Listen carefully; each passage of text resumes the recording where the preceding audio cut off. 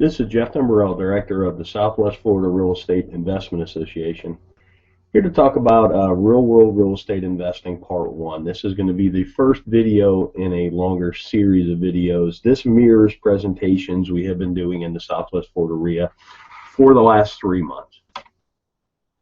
Disclosure, we're sharing our own experiences and knowledge with you. Please do your own due diligence before utilizing anything here.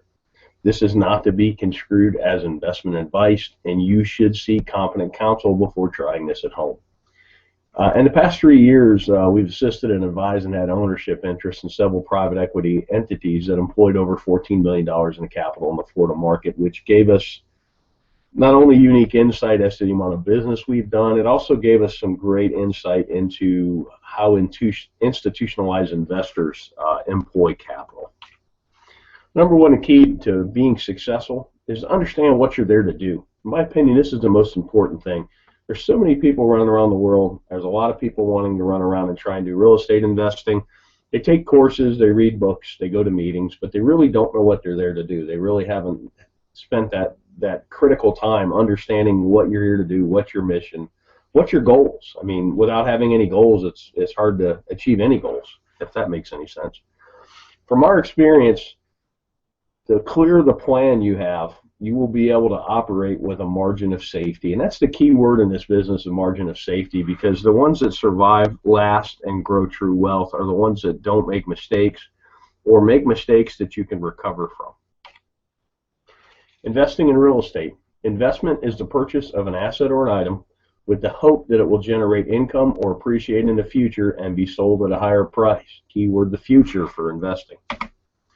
So what does that mean? The act of committing capital to an endeavor with the expectation of obtaining an additional income and or profit. That's what investing is.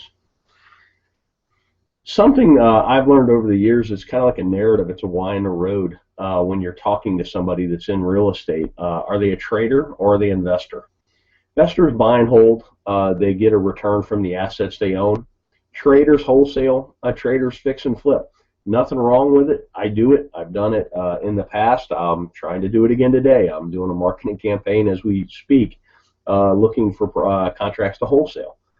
With that said, it's two different narratives and even two different valuation processes, investor versus trader. You need to recognize the difference between the two. Basic questions for an investor. How much capital are you employing? What's your desired rate of return? When are you going to need this capital back? And then what's your risk tolerance? Those 4 questions are how you determine what you're there to do. Then we'll talk about capital. There's an opportunity cost of capital, and particularly when you're raising capital, which I've been part of some private equity raises, you really need to understand what other opportunities are out there for investors, because generally why would you buy a piece of real estate that pays you 2% a year with all the headaches associated with that, when you can, if you could at the same time own a CD at 5 with none of the headaches. Give you a chart on 10-year T-bills, talk about opportunity cost. You can really see the recession, the Lehman Brothers crash really killed yields, but it's killed yields no matter what. I mean, pretty much at the time I'm talking about this, yields for a 10-year T-bill are bouncing between 2.6 and 2.8%. That's a terrible yield, particularly with the amount of money they're printing. Then you go back 10 years, and this is why investment real estate has become so popular, because it's one of the few places you can get a yield. Here's CD rates from 1984 on, and if you notice, about early 2000s, everybody got excited about real estate, and that's because the CD rates of return just continued to go down. So right now, my God, on a 1-year CD, you're getting not even 1%. That makes real estate attractive, and that's something to watch as well. As CD rates and other rates on financial instruments go up, real estate may not appear as sexy, particularly to an investor who bought in the valley and bought right and has quite a bit of gain on the table. So opportunity costs in the real world. We already kind of talked about this. Most investors we know are looking for at least 6% a year. I know guys that are even looking for 15%, and that's a cash on cash, not an internal rate of return.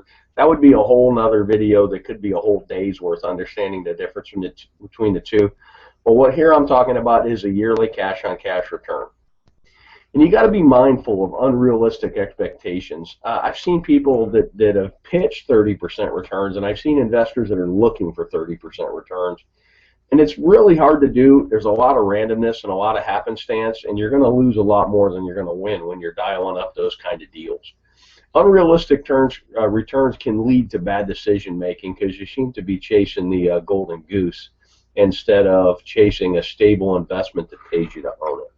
Let's talk about risk tolerance. These are two great quotes by Warren Buffett. And the risk tolerance is really age dependent and your financial situation dependent as well. But here's a great quote. Look at the market fluctuations as your friend rather than your enemy. Profit from folly rather than participate in it. And that's most real estate investors. You're supposed to be a contrarian. I kind of put the world in, you're either a salmon or you're a lemming. You're either running with the crowd or you're running against the crowd. And here's another great one. The main danger is that the timid or beginning investor will enter the market at a time of extreme exuberance and then become disillusioned when the paper losses occur. The key is to not panic and do math-based risk assessments and then math-based evaluations and then sit down and decide what you're doing. You could have bought a home in Cape Coral, Florida at the height of the market at 320 and paid cash, held it all the way through the crash, and still got a better rate of return than CDs, and it's a terrible investment because your basis is so high. Or if you trade it out, you would literally be losing money. But it's sad but you actually would have outperformed the CD, and that's kind of a interesting thing. We did some case studies of people that had bought at the top and had they held and if they had mortgages, and I think that video is on our YouTube channel as well. Thanks for watching. You can always check out our website at swflreia.com. There should be a link at the bottom of this video. If you're on our website, put yourself on our mailing list. We send out a lot of foreclosure information. We send out our meeting notices, and we also from time to time send out information like this. I hope this information is useful to you, and make it a great day.